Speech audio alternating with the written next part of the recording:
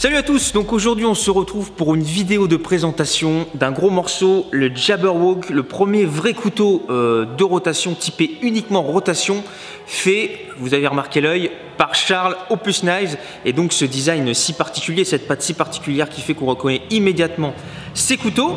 Donc jusqu'ici, étant donné que la gamme de couteaux de lancer d'Opus Knives avait été développée avec mon pote Loïc, qui est un grand spécialiste du no-spin, et bien tous les couteaux que vous aviez dans la gamme étaient principalement des couteaux de no-spin, même si certains pouvaient servir un petit peu aux deux.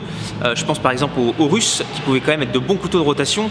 Là, on est sur le premier vrai couteau uniquement typé rotation. Charles m'a demandé si je voulais les tester, en faire une petite vidéo. Donc évidemment, j'ai dit oui, et c'est donc aujourd'hui que je vous présente ce modèle. Alors première chose qu'on note au premier coup d'œil avec ce couteau, évidemment, c'est sa ligne.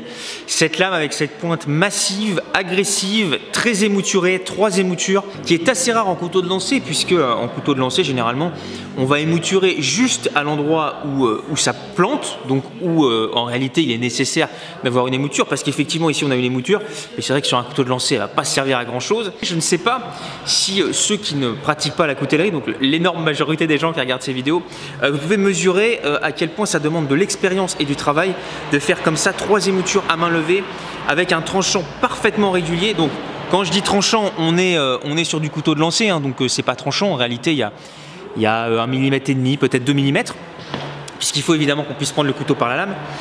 Donc on a un fil ici parfaitement régulier, on a la jointure des émoutures qui est absolument impeccable alors que c'est fait à main levée, et que le travail, comme je vous le dis, de triple émouture, croyez-moi, c'est pas évident. Ensuite, la deuxième chose qu'on remarque immédiatement, c'est évidemment le manche.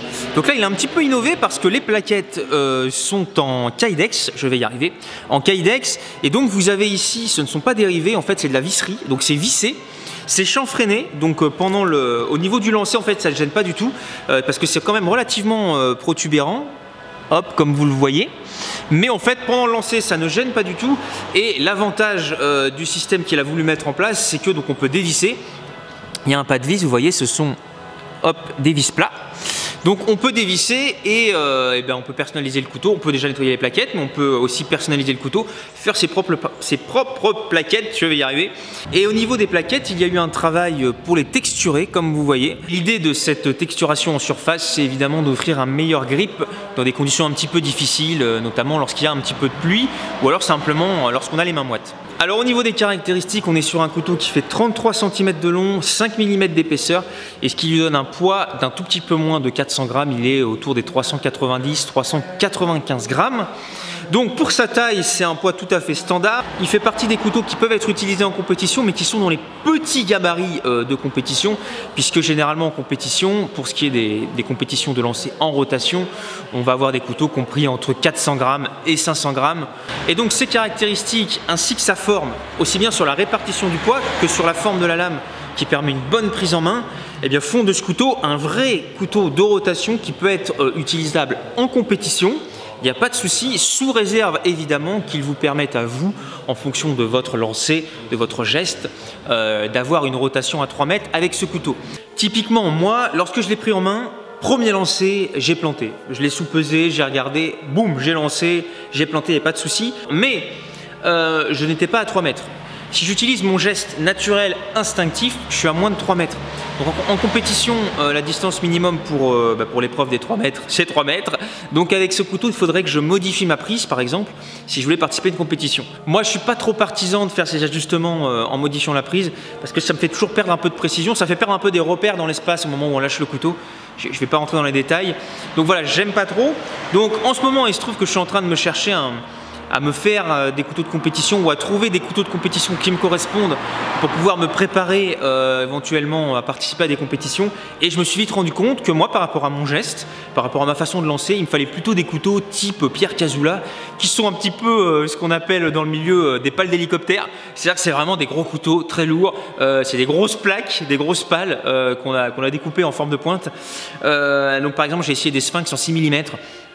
Pour beaucoup de gens, ils sont trop lourds. Moi, je ne sais plus combien ils pèsent, mais ils pèsent plus de 500 grammes normalement. Donc voilà, moi, c'est ce qui me correspond. Donc voilà, c'est un très bon couteau de rotation. Mais si vous voulez participer aux compétitions, évidemment, c'est sous réserve des caractéristiques qui vous correspondent. Voilà, donc là, j'ai mis quand même des planches fraîches pour pouvoir un petit peu vous montrer ce que ça donne en vol. Alors là, je vais vraiment balader la caméra, je vais vous montrer tranquillement quelques lancers et vous allez voir, je ne l'ai quasiment pas utilisé, donc je ne l'ai pas encore vraiment apprivoisé. Je commence à comprendre comment il tourne, mais je ne l'ai pas encore apprivoisé, donc ça va vous montrer un petit peu ce que ça donne et ben, quand on a besoin de se faire la main avec un nouveau couteau. Donc on commence tout tranquillement, petit 0,5 tours, 0,5 tours à 1 mètre et des cacahuètes.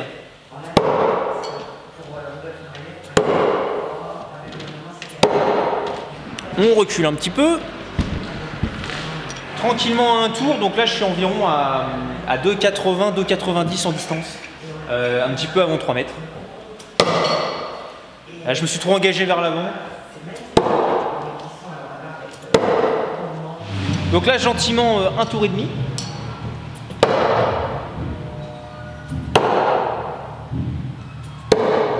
Petit enchaînement, un tour et demi, puis déplacement un tour, puis peut-être combinaison avec la main gauche si je le sens bien.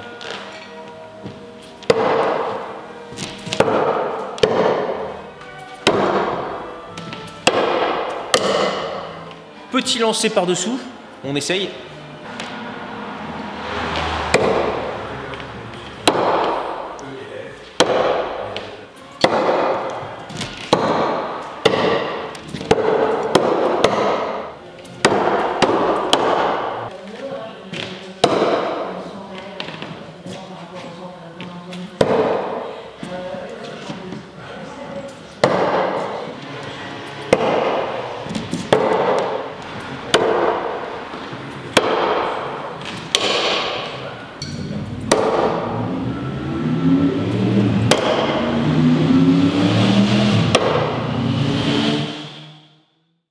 Voilà donc pour cette courte présentation des Jabberwock.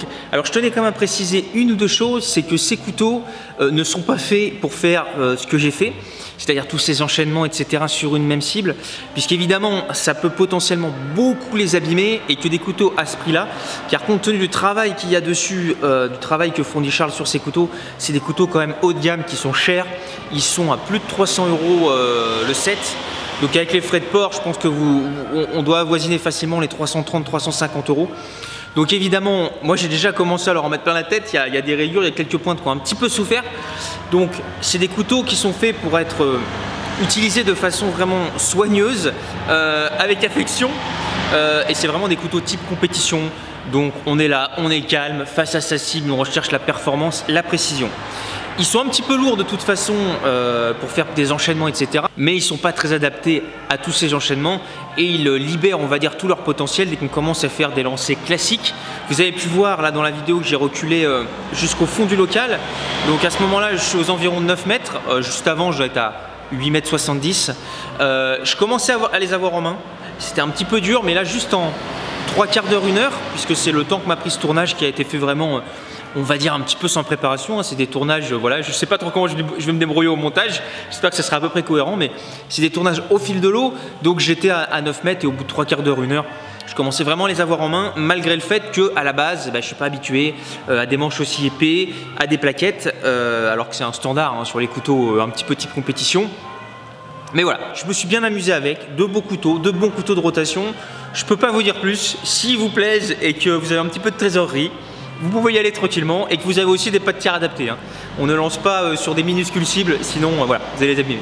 Sur ce, cette vidéo touche à sa fin. Sachez que la vidéo suivante est déjà dans les tuyaux, elle est déjà montée. C'est une vidéo qui a été faite il y a longtemps avec l'abeille métallique, puisque c'est la première vidéo d'une série qui s'appellera Portrait de lanceur.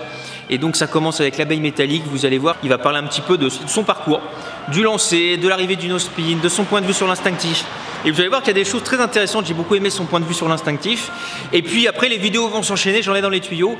Là j'ai fait une petite pause d'1 mois parce que il y avait beaucoup de boulot. Et puis c'est passé 2-3 trucs dans ma vie, donc on peut pas aller partout, on peut pas tout faire en même temps. Voilà, sur ce je vous dis à très vite, à la semaine prochaine.